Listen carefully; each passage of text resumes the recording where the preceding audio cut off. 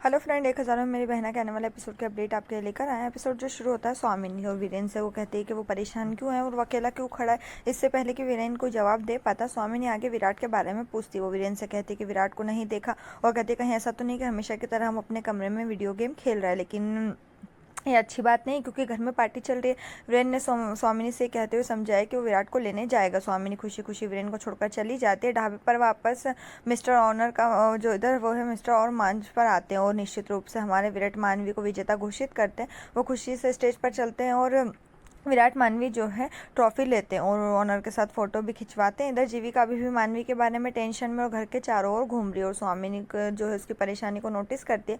वो कादम्बरी को बुलाती है जो पार्टी और मेहमान के बारे में अपनी नॉन स्टॉप बकबक शुरू करती है, जब तक कि स्वामिनी उसे चुप रहने के लिए नहीं कहती।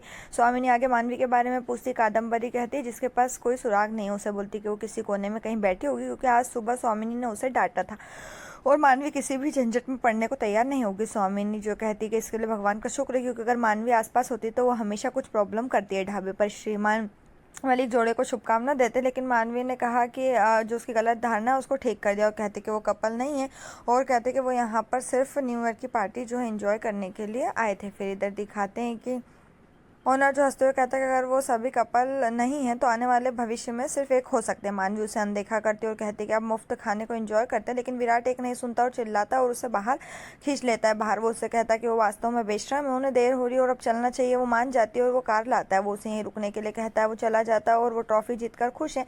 मानवी इंतजार कर रही होती है। कुछ गुंडे जो है वहाँ पर आते हैं और मानवी को अकेले देखते हैं। वो उसके पास जाते हैं और उसे देखते हैं और घूरते हैं और उस पर टिप्पणी करते हैं कि वो किसका इंतजार कर रही है और वो भी उसके साथ एक मौका चाहते हैं। वो भाग जाती है और कार के अंदर जाती है और रोने लगती है। विराट उससे बोलता है कि मामला क्या है, लेकिन वो तब तक चुप रहती जब तक कि गुंडों को अरे रानी कहते हुए सुनते। विराट गुस्सा हो जाता है और कार से नीचे उतरता है। हालांकि उसे समझाने की कोशिश करते हैं कि वो ना जाए।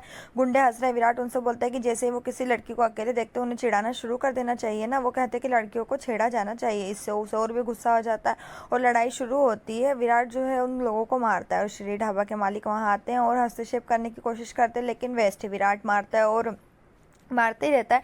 लेकिन वो तब तक नहीं रुकता जब तक कि पुलिस नहीं आती और सिचुएशन को संभाल लेते। विराट और मानवी को भी साथ में खींच के ले जाते हैं। हालांकि विराट मानवी बार बार समझाते हैं कि ये उन लोगों ने नहीं किया और वो गुंडे जो थे वो परेशान कर रहे थे इसलिए उनको मारा, लेकिन पुलिस वाले जो है दोनों की बात नहीं सुनते और साथ में लेकर चले जाते हैं। इधर वो बिल्कुल भी बात नहीं सुनते। वडेरा के में वीरेन और जीविका बहुत टेंशन में, क्योंकि लगभग 12 साल का विराट 12 बजने वाले विराट और मानवी जो अभी तक वापस नहीं आए। तभी उसका फ़ोन बजता है। विराट उसे बोलता है कि वो और मानवी दोनों पुलिस स्टेशन में। वीरेन को बिना कोई सवाल पूछे जल्द से जल्द वहाँ पुलिस स्टेशन आने के लिए कहता है। पुलिस स्टेशन की बातें सुनने वाली जीविका ने वीरेन से सवाल पूछना शुरू कर दिया, लेकिन इससे पहले कि वो उसकी बात नहीं करता वीरेन उसे बोलता है कि उसे तुरंत जाना होगा। उसे नहीं पता कि उसे क्या, कैसे या क्यों, लेकिन वो 12 से पहले विराट मानवी को वापस ले आएगा। वीरेन आता है और कल जमानत के कागज़ देता है और वो अपने भाई की गारंटी लेता है। पुलिस इंस्पेक्टर कोई और नहीं बल्कि वीरेन के का जो दोस्त है वो टिम्मी है। टिम्मी का नाम सुनकर मानवी मुस्कुराती है। वीरेन ने टिम्मी से वडेरा के पोते के पुलिस स्टेशन होने के बारे में किसी को ना बताने की रिक्वेस्ट की। टिम्मी सहमत और स्वीकार करता है कि वीरेन ने अपनी बहन स्वीटी की नौकरी के लिए मुकदमा लड़कर उस पर बहुत एहसान किया है, जिसके लिए टिम्मी उसका बहुत कर्जदार है। वीरेन ने उन्हें धन्यवाद दिया। तीनों पुलिस स्टेशन छोड़ते हैं और कार में बैठते हैं। जब वीरेन बहुत ज़्यादा निराश है और विराट से बोलता है कि उन्हें पता है कि अगर उनके परिवार को पता चल गया तो क्या होगा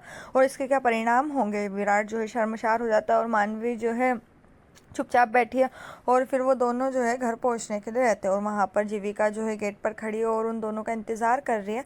तभी वहाँ पर दादाजी जो आते हैं और उससे जीविका जो उससे पूछते हैं कि वो यहाँ पर किसका इंतज़ार कर रही है।